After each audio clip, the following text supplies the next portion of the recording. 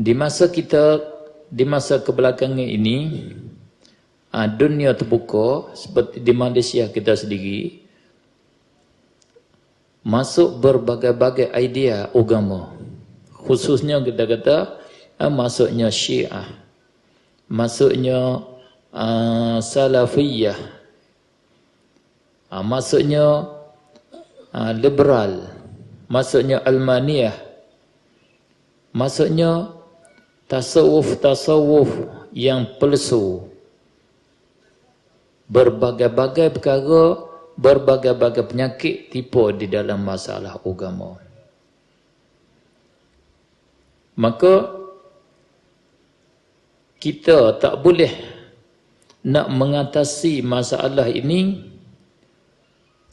selain daripada kita usaha, selain daripada kita kena pisah untuk kita tahu masalah agama dengan secara jelas. Ataupun dengan kata lain, kita kena tahu dengan secara adillah. Kita kena tahu dengan secara logik dalil. Di hari ini setengah daripada pengukuran yang salah, setengah daripada alat timbang yang salah, kita timbang kebenaran satu-satu perkara dengan peringkat. Kita bila kebenaran satu-satu perkara dengan bilangan.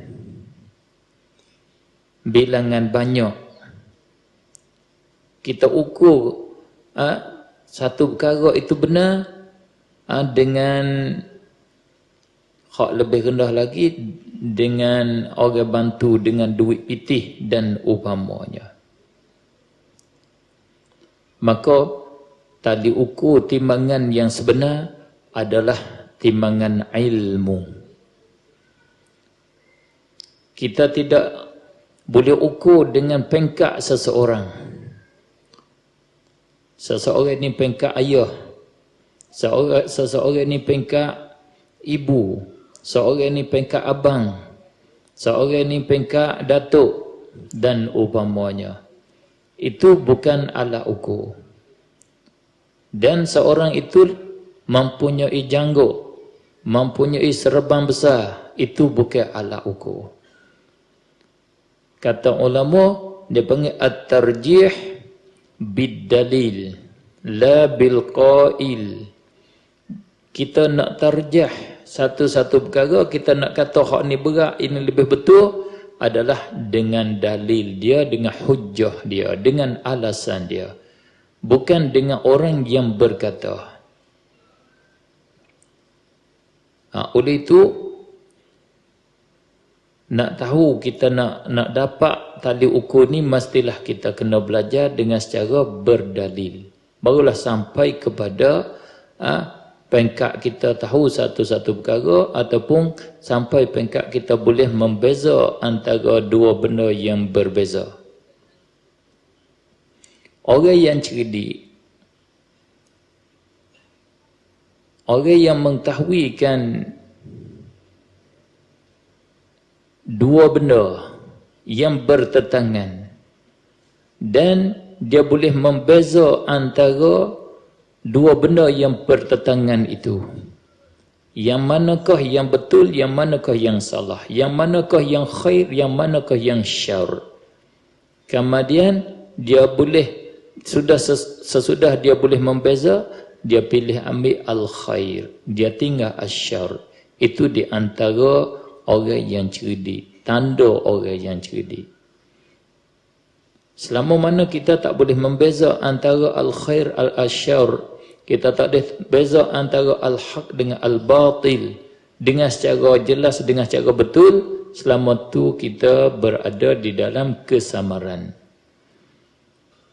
Maka kita sebagai orang ahli sunnah wal jamaah, alhamdulillah, saya sikit sebanyak sekadar Allah Subhanahu wa taala ajar, boleh tahu rasa dia hari ni berasa lidah nak kata Alhamdulillah, berasa nak kata banyak-banyak Alhamdulillah. Oleh kerana ulama kita ahli sunnah wal jamaah, mereka itu adalah ulama yang sebenar-benarnya ahlillah, ulama sebenar-benarnya ahli ilmu, ulama yang betul-betul ikhlas cari kebenaran. Mereka bina satu-satu pandangan dengan kaedah syar'iyah, dengan qawaid syara'. Mereka itu meliputi dengan segala adillah syar'iyah. Alhamdulillah. Tidak seperti pihak yang mendakwa, yang ulama kita ahli sunnah hukum dengan kata orang yang sesat, orang yang menyeleweng, orang yang keluar daripada jalan yang benar, daripada firqah-firqah yang dhalah, puak-puak yang sesat, daripada mujassimah, daripada mu'tazilah, daripada murji'ah, dan daripada syiah, dan katakanlah seterusnya. Kalau kita tengok, kalau kita buat perbandingan pandangan-pandangan mereka itu dengan pandangan-pandangan ahli sunnah wal jamaah, dengan secara peratuhannya ataupun peratusannya, kita dapat bahawa ahli sunnah wal jamaah adalah peratusan yang paling tinggi, yang paling dekat dengan yang sebenar. Bahkan pandangan ahli sunnah adalah yang betulnya. Alhamdulillah. Cuba kita tengok. Saya nak agak contoh. Satu contoh, buat perbandingan di antara kita ahli sunnah wal jamaah dengan mujassimah. Kita ahli sunnah wal jamaah, kita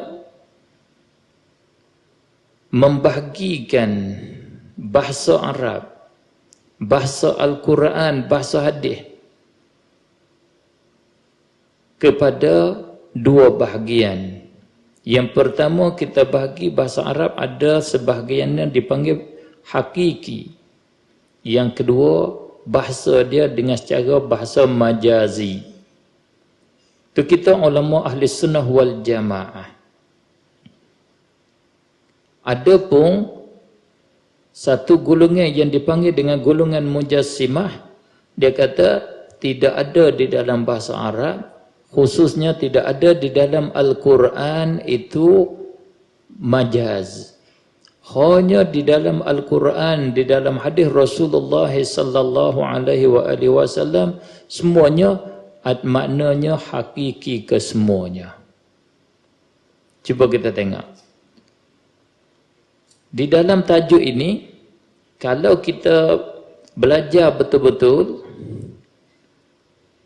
kita nyata bahawasanya pandangan ahli sunnah wal jamaah adalah pandangan yang tepat, pandangan yang betul. Dengan sebab bahasa Al-Quran, bila kita baca di dalam Al-Quran, dengan secara kita bodoh-bodoh, kita yang tak banyak ilmu pun, kita nyata bahawasanya Al-Quran mempunyai majaz. Kerana banyak di dalam Al-Quran tak boleh kita nak pergi pakai dengan secara hakiki. Kalau kita pakai dengan secara hakiki, nyata kata Al-Quran itu tidak betul. Maka itu mustahil sama sekali kata Quran itu tidak betul. Cuba kita baca Al-Quran. Contoh, di dalam Al-Quran, Allah Subhanahu wa ta'ala khitab kepada Nabi sallallahu alaihi wasallam. Allah kata, "Wakhfid lahuma Allah khitab kepada kita anak sebagai anak cucu, waqfid lahuma janahadh-dhulli minar rahmah. Allah kata kepada Nabi sallallahu alaihi wa alihi wasallam, waqfid janahaka lil mu'minin. Memang di sini tentulah kita tak boleh nak kata betul-betul yang Allah kata hendaklah engkau merendahkan sayap engkau bagi dua ibu bapa engkau. Allah kata pada Rasulullah, engkau merendahkan sayap engkau kepada orang yang beriman. Memang di sini dipakai makna majaz. Tak boleh, mustahil kita nak kata Sayyiduna Rasulullah sallallahu alaihi wasallam mempunyai sayap. Dan kita sendiri tak boleh kita nak kata kita ada sayap.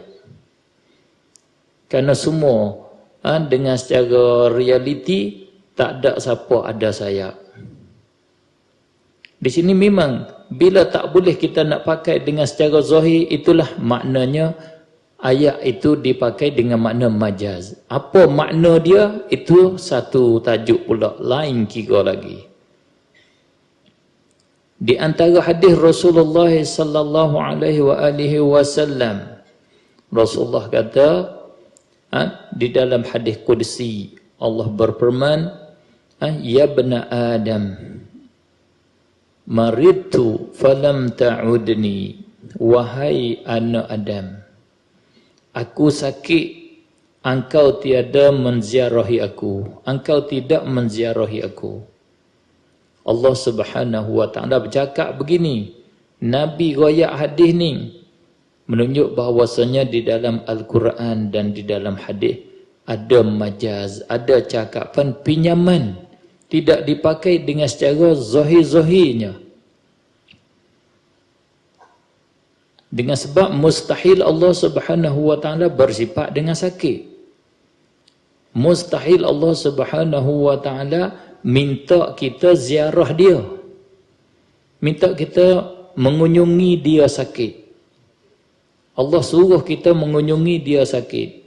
Itu menunjuk kata ada di dalam bahasa Arab, ada di dalam Al-Quran dan Al-Hadis ada majaz. Itu kaedah kita ahli sunnah wal jamaah. Sekalipun pembahagian hakiki, pembahagian majazi ini tidak sabit pada korun-korun yang pertama, di korun awal-awal, ataupun di tahun-tahun permulaan, di tahun-tahun masa Rasulullah dan di masa sahabat Rasulullah. Kerana pembahagian dengan secara istilah ini munculnya di masa kebelakangan, di masa-masa ada ulama-ulama yang menulis. Karena sebelum daripada itu, sebagaimana kita maklum, sebelum daripada tabi'in, di masa sahabat Rasulullah sallallahu alaihi wasallam, tidak ada para sahabat yang kerja dia menulis ataupun mengumpul, mengarang buku-buku. Mengarang buku ni mari dikorong yang kedua, yang ketiga, yang keempat. Baru ada istilah-istilah. Baru ada keluar tulis kaedah-kaedah menerangkan agama dengan secara bertulis.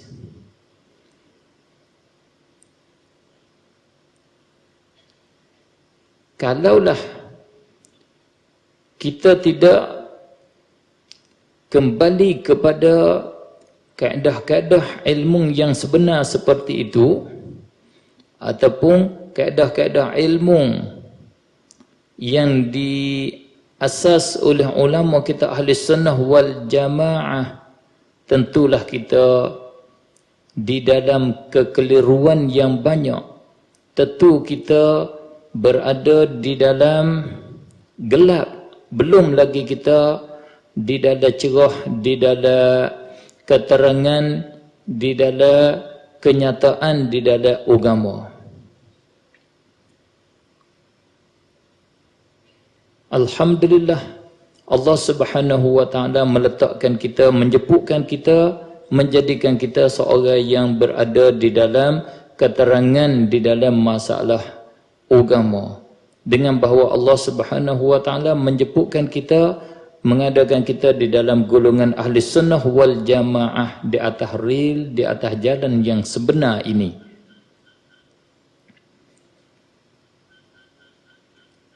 Dengan sebab sebagaimana yang saya kata tadi, yang angkat contoh tadi, kata kita orang ahli sunnah wal jamaah berada di atas keterangan oleh kerana kita berdasar kepada kaedah-kaedah yang terang.